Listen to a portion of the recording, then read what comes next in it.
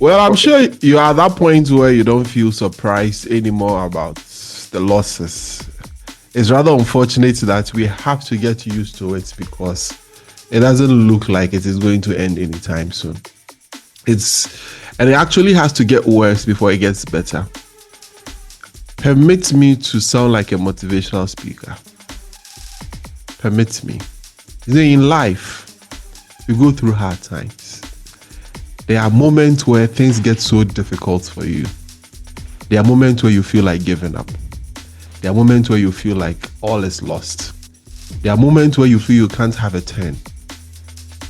But there is always going to be the sun shining on you once again. 11 years ago, you were on top of the world. 11 years down the line, you are down in the valley. Very soon, you climb the mountain again. Cheer up, Manchester United fans. Welcome to United and Everything Football. Kwame, why are you laughing? I'm you know, United has made you philosophical all of a sudden. Jobs motivation. I am channeling my inner day to me. Oh, it's clear to me.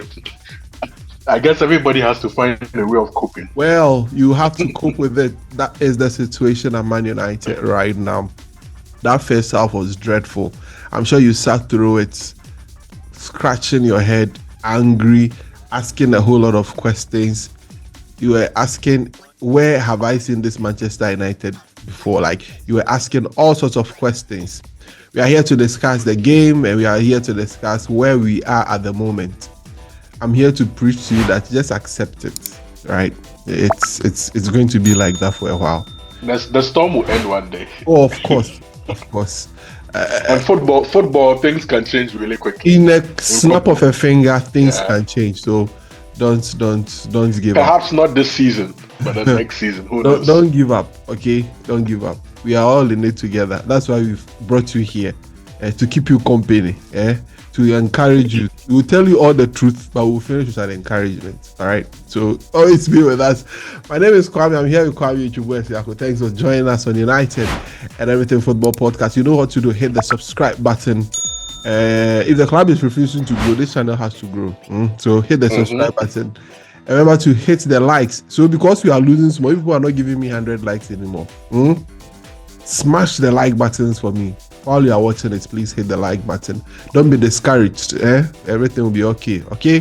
And remember to leave a comment with us. But you're good at this. You're really good at this, to be honest. You're good at this.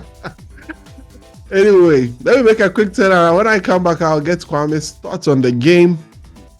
We'll see how things have been with us against Newcastle United. Some very dark statistics. I won't bore you with that. It's not necessary. Yeah.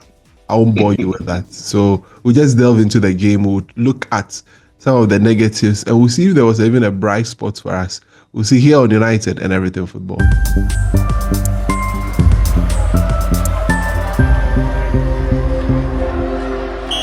All right, thank you very much. Great to have you back on the show, on the podcast. It's always fun to have you.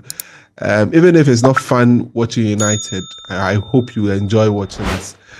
We understand your frustration. We know where we are all in it together. So let's just cheer ourselves up. Kwame, 2-0 Old Trafford, 3 losses at 3 losses in the league after is it 4 losses? We lost to Bournemouth. It's four losses. We've lost 4 games in a row, but then 3 losses in a row at Old Trafford for the first time since 1979. We're not going to bore people with stats, but that's one damage. Well, that's one we need to let you know. Kwame, that first half, talk to me about it. What did you see? We always have to start with a lineup. Always.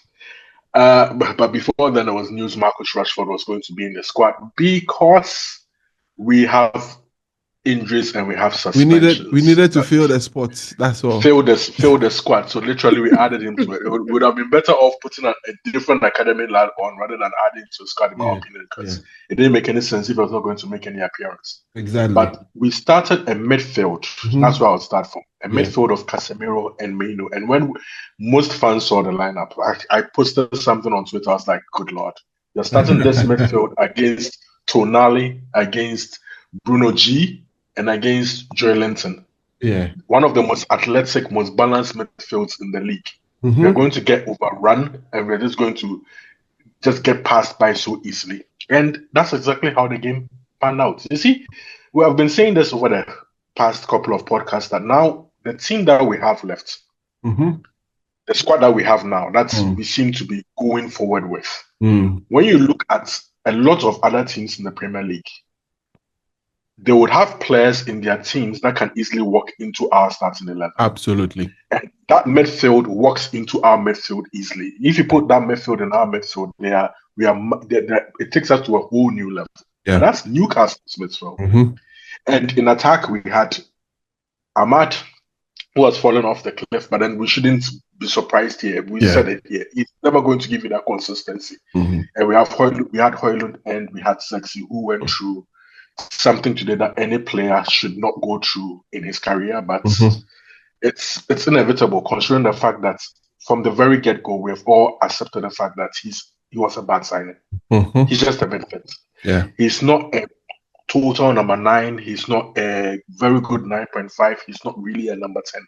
Yeah. Amorim is struggling to find somewhere to put him. So before the start of the game, it was like he has to start him probably in the hole and then play Ahmad and Højlund in front of him. That is not what Amorim typically wants to play. Yeah. But this is a player in the squad that he wants to find a spot. I've complained to you about how we've mismanaged our funds, mismanaged all the spending. How do you have £100 million strike force of Sexy and Højlund? What's that? Yeah. What's that? I'm not saying this in the defense of Marcus Rashford. I don't like being misinterpreted. So I just want to put that down. But if you're getting rid of a player like that, and you have £100 million strike force of Zexi and Højlund, it doesn't make any sense to me. Absolutely. I've always criticized the fact that we are very heavy in criticizing Marcus Rashford. No comes to that. His performances have always been up and down. But what have you been spending money on to reinforce our attack? £85 million on Anthony, £70 million on Højlund, £72 million on Jadon Sancho, £35 million on Joshua Zexi. What are we doing? What are we doing? We've just been mismanaging funds. Our forward line is nothing. It's not in existence. It does nothing. It scares nobody. And Newcastle did not respect us. They took the game to us right from the very get-go. And in 20 minutes, we could easily have been 5-0. Yeah. And we should expect that from every other team in the Premier League. Of course. Because they'll go like, this is what Manchester United has. This is Manchester United we know. This Manchester United. Manchester United. There is no coach who gives a pep talk to any Premier League team and says like, you know what, we have to respect Manchester United now. Because what we have left as Manchester United is not Manchester United. Absolutely. We've also gone in for a manager whose tactics are totally different from any other manager in previous eras. This is a club that is used to traditional wingers. We have to sideline our wingers in Rashford and Garnacho because they don't fit into the system, right? They're coupled with other theories, but they don't fit into the system. Then we are playing with 4 backs who are not creative enough and who are struggling to be creative outright, wing backs as they call it. There's this statistic that shows that ever since Amorim took over, there is only one game that we've won starting with 2 wing backs. That was against Manchester City. Whenever we start with 4 backs as wing backs, we don't win football games. In fact, we've lost almost all the football games. It's only when we do start with probably Ahmad as a left wing back or Anthony as a left wing back, as a right wing back, that we do win football games. When you start 2 proper fullbacks, it doesn't seem to work out. That is a very damning statistic. What that also proves to you is that a lot of the players do not fit in the system that they want to play. And the players, they know it, they feel it. One player I'll complain about in defenses who is struggling badly is Lisandro Martinez. You know, he likes 1v1 defending, but here's the case now. He has to defend space and defend wide areas, and he's struggling badly. He's beaten to every single cross. 2 goals that probably he's considered over the last few games have been because of that. He's just been outjumped because he doesn't feel the man. The person is running in between 2 center backs right? Where it is not 1v1. Mm-hmm. You literally just have to mark space, and he's struggling so badly. 2 crosses into the box today, 2 goals, and it could have been more. You can't say we did have our chances after that, but I felt that those chances came back as a result of the fact that Newcastle sort of took their foot off the pedal. Yeah.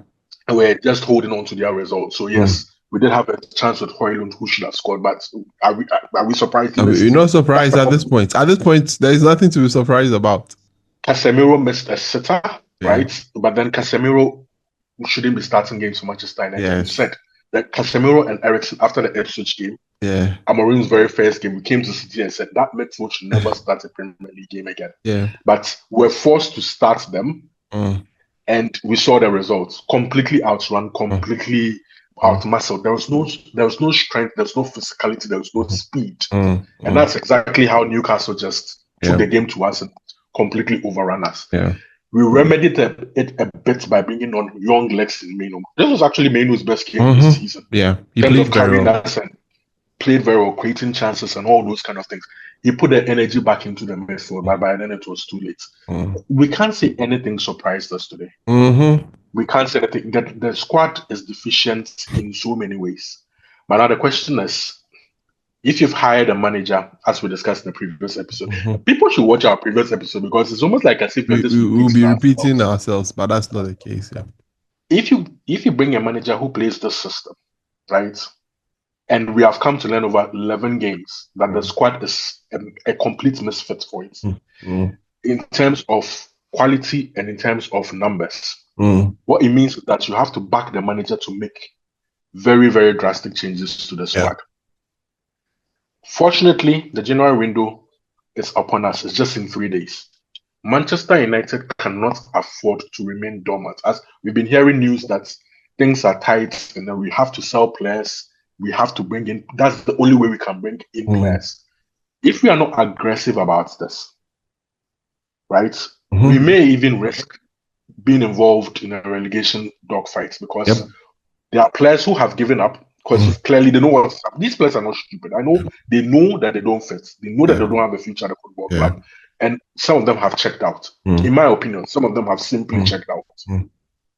There are some players who are almost out of contract and have nothing to lose. They've also checked out. If I were at United now, any player who is out of contract in the next 6 months should be forced to leave the football club in January.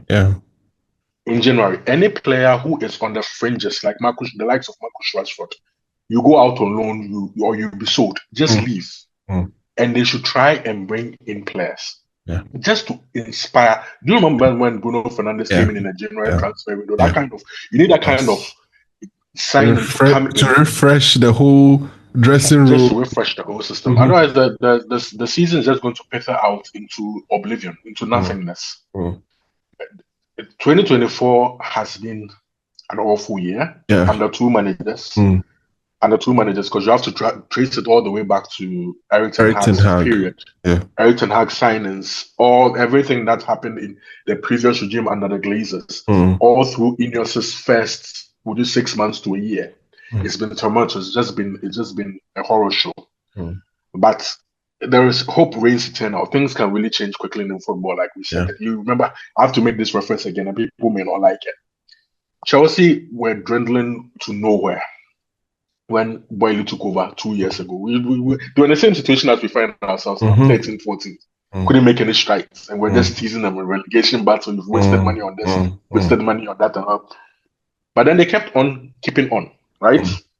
They went on to make more signings. They made several managerial changes, several changes upstairs. They just kept on with the idea, with the concepts, right? That things can get better. And last season, I think they finished in, was it 6th spot? Was it 6th spot? And this season, they are, although they've tapered off a bit this month, they are not top 4 spots. You can see the gradual progression. So that's how quickly football can change. That's all I'm trying to say. That things may look so bleak right now, but if we make the right changes, because see, if what we are going through right now, right, 4 losses on the bounce, doesn't inspire Ineos to make changes in January. It doesn't even have to be 5 or 6 signings. It's impossible. We all know it's not possible. But they get they get some players out and they bring in a couple of signings just to to lift up the whole place. Mm. Things can change very, very quickly from there. Yeah. Let's just hope that 2025 brings in better tidings, although it starts off on a very, very difficult note at Liverpool. It's going to be baptism, another baptism awaiting. But I want to just spend a bit of time talking about Amorim and the kind of work he's carried at his back. I'm sure it's a kind of challenge he probably relishes, but I hope it's not a challenge that is surmounting him. And United is a graveyard, yeah. Of it's a course, graveyard. every single time. I mean, one day a coach is going to overcome this particular situation. We really hope it is him, because I feel he's young. He's got the energy. He's got the drive to succeed. To be able, but he has to be backed. If he's not backed, he has no chance. That's it. I mean, assuming he has no chance. Assuming he's back, let's speak it like that. So that's what I'm saying. That he has the drive. He has the energy, the passion. I've not read his post match because we are recording right after the game, so I've not had the time to read his post match to see his mood, to gauge the way he's thinking and all of that. But it's definitely not a kind of a CV that he would want. But he's taking over a club that has gone through or is going through a lot of changes. Exactly, a lot of changes at this time. And he has been brought in the middle of the season to be able to turn things around. He hopes that the players buy into his idea, and when they win games, they're able to, get things going. But unfortunately, this isn't happening. It calls for a change in strategy, not a change in game plan or a change in the way he wants to tactics. Play. The moment he changes his tactics and game plan, he has said it himself. He's done. Or he has said it himself. I'm sure he knows it. He was brought in because he has a way of playing his game. If the club thinks that his way of playing isn't ideal or isn't suited, well, that's it. They should. But Kwame, if you go and bring in a manager who plays a certain way, and clearly the players aren't suited to the way that he's playing, then it's the duty of the club to at least ensure. Give him that chance. They give the manager the tools. Yes, to be give able him that to chance. Perform. If they give him the tools and he fails, then it is fair. Absolutely. Up until then, it's very, very difficult to go like, just after 2 or 3 months, you should give him the boot. Me, I want to see Ineos. That is the thing. You see, the thing is, we always want to give everybody a fair chance. Oh, yeah, of course. So that when the person is not up to it, you go like he's not up to it. Just like Eric Ten Hag, £600 million, so many players signed. You're not up to it. It's fair. Yeah. If you don't give Amorim any signings, starting right from January, because he needs it. He absolutely needs it. At the bare minimum, he needs at least a wing back, probably a midfielder, and a forward. At the bare minimum. At bare minimum, yeah. At least 2 players. At the bare minimum. At least 2 or 3 players. Yeah. If you don't give him this, and the season continues the way that it is, you've not been fair to the manager. It means you yourself, you don't even know what you're putting. Exactly what you are doing. This squad, as he did admit before, as I'm sure Ineos themselves would admit, that if they had Amorim probably 6 months ago, and Joshua Zirkzee would not have been signed for Manchester United because he doesn't fit into the squad.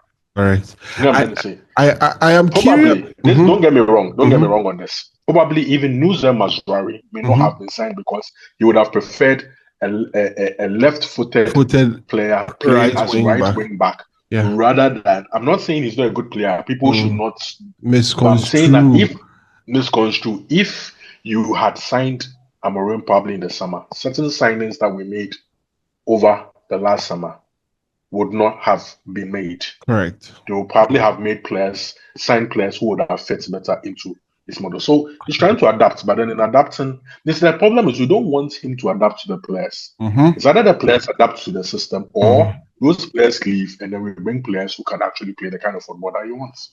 It's a very interesting situation. When we see how things develop, we'll be gauging exactly what Ineos tries to do in January. This whole Do you know the most comfortable people in the world right now? The Glazers are just sitting there gonna go like, of course, they are not in control. if it's easy, do if it be The easy, do easy do yes, they are not in control of football. All documents signed. It's been agreed that Ineos are the ones going to run the football show. But their ineptitude in the past is what is actually still lingering and costing us now.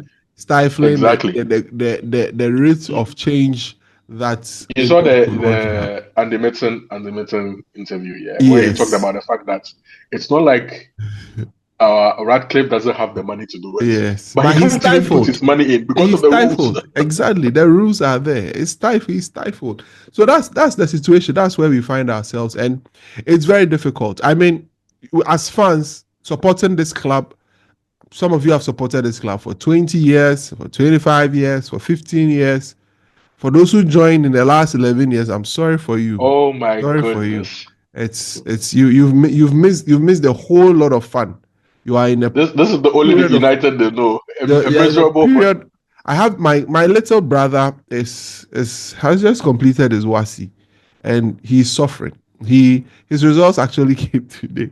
I was actually with him. He was asking me what's the scores. He had left his phone somewhere, and you could see the young man is suffering. He's joined United not too long. He's just 18 years. So the question is, why did he join United? What's his motivation? It's me. You followed me. Jesus. There was this situation where you are having this. Your children are now supporting United only because you are a United fan. Yeah. Not necessarily because they love the club from the off of. They've seen something great. They're just drawing the problem. We are losing a generation of football fans right now because we are. Of course. But see, like you said in your intro, the sun will shine once again. Oh, it will shine. Definitely. It's going to shine. It's going to shine. We'll be doing. And we'll be there. We'll be there. We'll be there. We'll be there. We'll be there. We'll be doing a special edition on the transfers. We'll be trying to have our shopping list for the January transfer to see exactly what is needed. Kwame has just given some tidbits on areas that he feels at least for now we need to augment. We'll try and do some ins and that list even has to be updated. Yeah, you always have a new opinion every now and then, but we also want to know your opinion. Yes, in the comment section. Ahead of the general transfer window, what should we do? Ins and outs. What do we do? Ins and outs. Yeah. Ins and outs, not just ins. Share it with us so that we'll read it when we are doing the January transfer shopping list for Manchester United. Players that have to leave and players that have to come in. It's going to be a short recording because we'll try and see that in the course of the week we'll get a guest so that we can look into the transfers and then we'll look ahead at the game against Liverpool that will be coming up over the weekend. So we'll be coming to you during the. A lot of fans will be looking forward to that game, Yeah, I know. But you never know. You never know what will happen. It's football. Anything at all can happen, So let's see how things go. Kwame, it's been great having you on the podcast today. Thank you very much for being a part of the show. Thank you to you for also watching. We know it's tough. You see, when United go through a difficult patch, it's because your heart is invested in it. One of the ways to mend your heart is to withdraw. So you try not to even hear anything United. So we understand. We understand. But for those of you who will still make time to watch and try to hear us and everything, we say a big thank you to you. You are brave. You are brave. Thank you for your bravery. 100%. Yes, thank you. And for being a part of the podcast with us. We really appreciate your time with us. Comment to your friends who are United fans who do not know about it. Share your comments with us. Like the videos. And the sun will shine. Okay? The sun will shine. Thank you, Kwame. Thank you for being a part of the podcast. We'll see you on the next one in the course of the week. Have a great time. Bye-bye.